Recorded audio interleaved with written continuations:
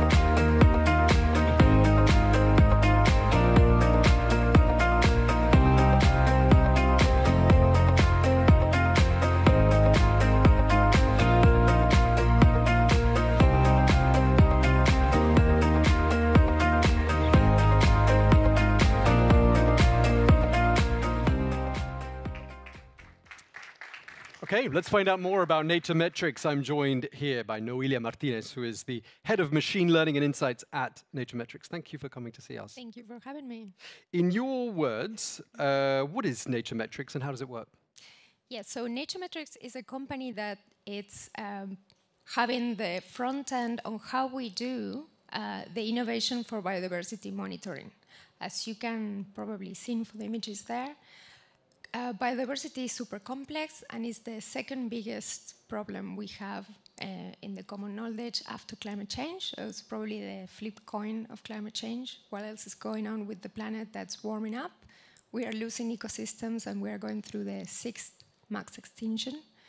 And companies and governments need to do something about it. The problem being so far perceived on how do we measure this complexity? How do we measure ecosystems? How do we know if they're healthy? And how can we operate to make the companies and different institutions revert the trends that make ecosystems suffer? So for that, we use ground truth data, eDNA data, and we turn that into insights. Okay, well, I'd never heard of ground truth data before I started doing my research. Just tell us a little bit more about what that actually means. So we mean ground truth because we can scientifically see in a very robust way what's there in the ground. When you do biodiversity monitoring in traditional methods, the way you do it is that you send biologists that have a very specific specialization on how to describe plants or animals or arthropods or birds, and they have to see them, they have to register them, they have to make lists. And you can imagine this is time-consuming, super expensive. You have to go 4 times a year to track a year after 4 seasons. And this is very, as I said, is a very old way of doing things. So eDNA, basically, it's using what we all shed as individuals. We all shed DNA in our cells, skin cells, hair, feathers. We don't have feathers, but other animals do. We shield our DNA. The way to understand what is actually present, let's say in this space, would be for me to capture a little bit of eDNA from the environment, go to the lab, open this in a very sophisticated process called beta barcoding, and being able to match each of these species into what the DNA is showing us. So basically you have the code for the species. You can see the code and you can match it to the species level. So that's why it's ground truth, because it's the most robust way to say what's actually present, what species are present. You can just go and see by the DNA. Okay, and just then tell us how that data is used. Yeah, so that's the interesting thing. Once you have that data, what my team does is we integrate that with satellite data, remote sensing data, bioacoustics data, you name it. We put all together and we are able to simplify the complexity of nature into insights that help, let's say, an ecologist to know if the ecosystem is healthy or not, if the soil is healthy or not, how to improve certain measurements to be able to, well, stop the decline of ecosystems, but also imagine you have to protect a very specific species. Let's say you're working in an environment where elephants or rhinoceroses. So what you do is you know where they are, and you can make models to understand what's the habitat suitability of them, where they live, how they're going to move, how their ecosystem is going to change under climate change, for example, as well, and make predictions and being able to operate under this new scenario. Basically, you are seeing the whole information of an ecosystem in front of you, and you're not blind anymore. That's the interesting thing. So who's the end user for all this information and for what you do? Who are you targeting? So we have a really wide type of audience. We serve ecologists that need to see how the conservation efforts are doing. For example, they need to, as I said, track very specific endangered species, or if we have what we will call an invasive species as well, that we need to be careful and that it doesn't advance in a certain environment. This is also something that a chief sustainability officer will probably need to. I just realized that probably will not hear me. Is this okay?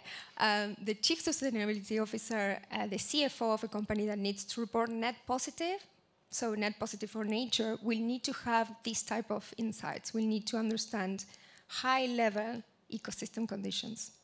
Okay, and just lastly, what sort of a scale is NatureMetrics being used at the moment, and where do you see the company heading to in the future? So we had worked with small, medium, and massive corporations because of the regulatory frameworks now coming, the TNFD, CSRD. So all companies will have to supply now their impact for nature. They will have to supply, they will have to inform and revert the trends in the negative trends in ecosystems. And yeah, that's basically opening an amazing market because we have these tools. We have more and more data coming from all types of systems. And you have now the power of AI that can bring this deep neural network intelligence to understand these models. So we think that this is going to have a revolution on how we monitor and how we understand biodiversity.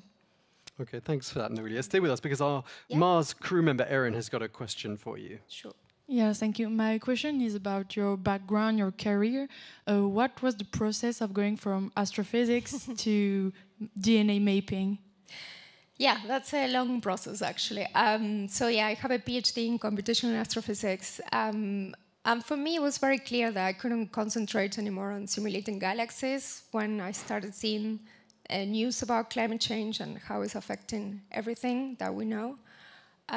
So I basically had a transferable skills process into data science and AI. And I also had for a little bit entrepreneurship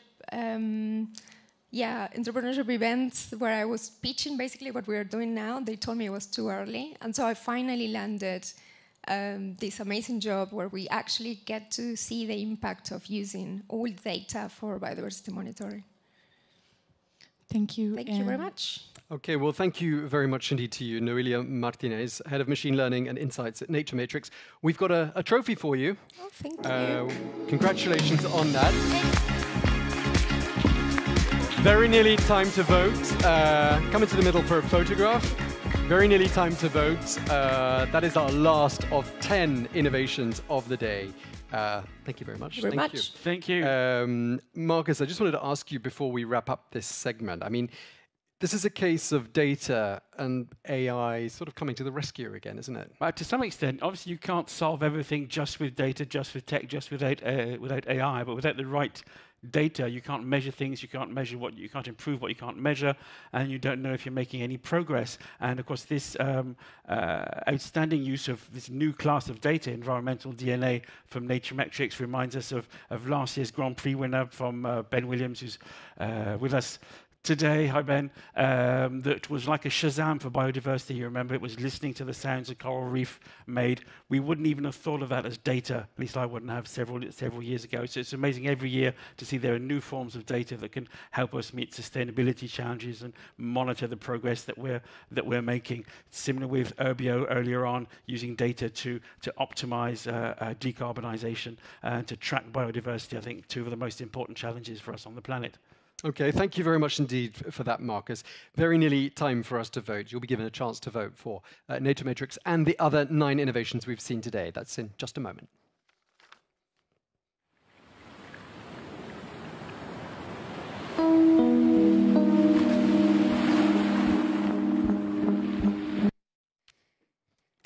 Voilà, et c'est bientôt le moment de voter. On va vous faire un récap peut-être des 10 innovations. Vous avez encore quelques minutes avant le vote. Yeah, I was just going to say before that, do you remember that last year we had an innovation called Resting Reef? And in that clip there, we saw an example of the trophies we've been handing out today. And just to remind you very briefly, Resting Reef was about giving people another option at the end of their lives, turning them into coral. Their ashes were mixed with powdered oysters. A secret formula then created a coral reef that put a deceased human being to a good use. And that's what we saw in that video. That's what we'll be seeing in all the prizes and in the grand prize, just to give you an idea of why it's that curious. So there aren't any remains, human remains, no human in the remains trophies, in this one. But we hope not. The technology is leading to that. Absolutely. Okay, so coming up, we will have a chance to vote. Let's get a recap of the 10 innovations you've discovered today. There was AI newsfeed modeling, that is generative AI avatars to make social media less toxic. You also discovered AI timber by Maestro, which is AI optimizing wood's natural qualities. There was Anthrobots, that's organic robots made from human cells for personalized medicine. And remember battery mining bacteria, which is engineering bacteria to recover critical metals from EV batteries. There's Bioscientist, that's editing insect genes to prevent the spread of diseases and other pandemics. And of course, D-Wave, the instant thought to text translation. There was Mycocycle, turning toxic waste into green materials thanks to some fungi. And NatureMetrics, monitoring biodiversity through environmental DNA. And there was Sublime Systems, which is electrifying cement making so we can carry on building in a green way. And last but not least, Urbio, scaling up renewable energy through AI mapping. There you go, you have it. You have all of the innovations. You can scan the QR code. You can send the QR code and the link to other people if you want to make them vote as well. Don't hesitate to do so. Indeed. And up next, Julia, you're going to be speaking, while people are thinking about who they're going to vote for, to the 3 293 crew members to find out a bit more about that Martian mission they went on. Indeed, we're going to be talking about the Mission Mars Desert Research Station. You saw the students throughout the day. We're about to pick their brains about this crew mission.